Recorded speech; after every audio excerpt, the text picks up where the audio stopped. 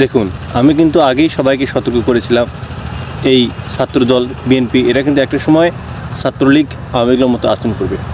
কারণ এরা 15 বছরে খুব ক্ষুধার্ত ছিল এবং এরা এখন ক্ষমতার জন্য যা ইচ্ছা তাই করতে এতে কোনো সমস্যা নেই। অর্থাৎ আপনারা সবাই জানেন যে 5ই আগস্টের পর থেকে চাঁদাবাজি, টেম্পু স্ট্যান্ড দখলসহ ডাকাতি সব কাজে বিএনপি সরাসরি জড়িত। এখন তো আওয়ামী লীগ নেই, তাহলে এই আওয়ামী লীগের মতো আচরণগুলো করছে রেখে? অবভিয়াসলি বিএনপি করছে। ক্যাম্পাসে রামদা নিয়ে, হল দখল নিয়ে শিক্ষার্থীদের মধ্যে সংঘর্ষ, মারধর কে করতেছে? অবভিয়াসলি ছাত্রদল করতেছে। বিএনপির এখন কোনো ভ্যালু নেই। বিএনপি এখন দিখারা। বিএনপি মাথা পাগলা হয়ে গেছে যে এরা এখন কী করবে, এদের কোনো ওয়ে নেই। এদের সাথে কেউ জোট বাঁধতেও চায় না। কারণ সকল রাজনৈতিক দল একদিকে, বিএনপি একদিকে। বিএনপির যথেষ্ট সমস্যা আছে, যথেষ্ট বলতে কি অসীম সমস্যা, সেটা বললেও ভুল হবে না। বিএনপির সমস্যাগুলো কি? বিএনপি প্রথমেই আওয়ামী লীগের নিষিদ্ধ চায়নি, চুপ্পুর অপসারণ চায়নি, 72-এর ঘোষণাপত্র বা সংবিধান বাতিল চায়নি, জুলাই গণ অভ্যুত্থানে নতুন ঘোষণাপত্র সেটা করতে তারা দেয়নি।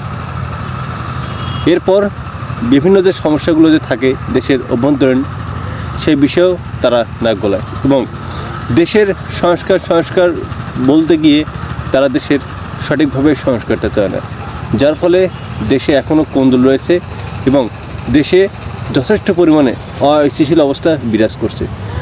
আমরা আগেও দেখেছি যে গত 2001 থেকে 2005 শাসনামলে এখন বিএনপির পাশে কেউ নেই, ছাত্র জনতা নেই, এরপর জামাত শিবির জোটবদ্ধ ছিল তারাও নেই, অন্যান্য যে ছোটোখাটো যে দলগুলো আছে তারাও বিএনপির পাশে আসতে না, যার ফলে আগামী যে ইলেকশন হতে যাচ্ছে সেখানে বিএনপি পুরোপুরি একা এবং বিএনপির ক্ষমতায় আসাটা প্রায় নিশ্চিহ্ন হয়ে যাওয়ার মতো অবস্থা।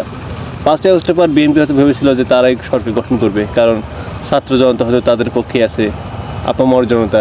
কিন্তু 5ই আগস্টের পর থেকে তারা যে কাণ্ডগুলো করতেছে, যার ফলে তাদের নেতৃত্ব এখন প্রায় অবিকশিত।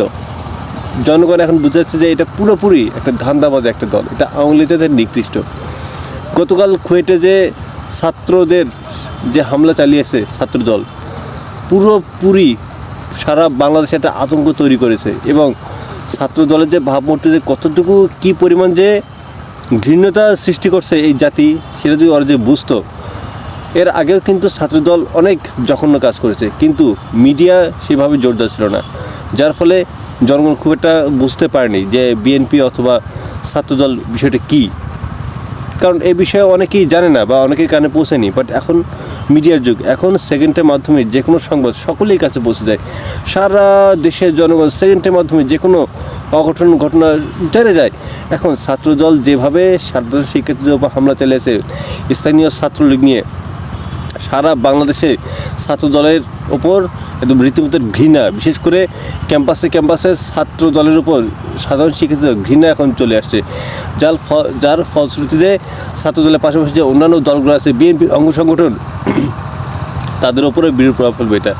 এবং তারেক রহমানের যে কী অবস্থা আমি এখনও পর্যন্ত বুঝতে পারতেছি না, কারণ তিনি এখন পর্যন্ত এই বিষয়ে কোনো বক্তব্য রাখেনি এই ছাত্র দলে এরকম ভূমিকা পালন করার জন্য। জানি না যে কী সিদ্ধান্ত নেবে, তবে এতটুকু তিনি হয়তো বুঝেও গেছেন যে বর্তমানে বিএনপি অবস্থা খুবই খারাপ। এই জন্য এখন বারবার শুধু নির্বাচন বলে, কারণ নির্বাচন যত পিছাবে বিএনপির ছাত্রদল অবস্থা তত প্যান খুলবে। কারণ মানুষ তো জেনে যাবে, মানুষ বুঝতে পারতেছে যে তারা কতটা ঘৃণিত। এখন মনে করুন যে নির্বাচনটা হয়ে গেছে কয়েক মাস আগে, বিএনপি ক্ষমতায় আসছে, তখন যদি এই তাণ্ডবগুলো যদি এমন যে ঘটাবে আমরা তো এখন বুঝতে পারছি। বাট এরা যে ক্ষমতা আসার পর যদি এমন কিছু করতো, ছাত্র আমরা আন্দোলন করতাম, এদের বিরুদ্ধে পুলিশ আমাদের বিরুদ্ধে লাগতো, যার ফলে দেখা যায় দেশে আরও ধরনের সংঘর্ষ তৈরি হতো, আওয়ামী লীগ পুনর্বাসিত হতো, সাধারণ শিক্ষার্থীদের সবচেয়ে বড় মারাটা খেত। সেই সাথে আবারও জানিয়ে রাখছি যে বর্তমান বিএনপির অবস্থা একদম নিশ্চিহ্ন হয়ে যাওয়ার মতো অবস্থা। এমনকি এটাও আমি আপনাদের গ্যারান্টি দিচ্ছি যে একটা সময় বিএনপি ক্ষমতা লোভে এতটা দিশারা হয়ে যাবে যে বিএনপি আওয়ামী লীগের সাথে মিশে যে সাধারণ জনগণের উপর অত্যাচার শুরু করে দেবে এবং হতে পারে যে বিএনপি আওয়ামী লীগ মিলে নতুন এক বাকশাল গঠন করে দেশকে এক চরম বিপর্যয়ের মধ্যে তুলে দিয়ে ক্ষমতা আসনে হয়ে ভারতের হাতে ভারতের একটা অঙ্গরাজ্য হিসেবে এই দেশ পরিগণিত হবে।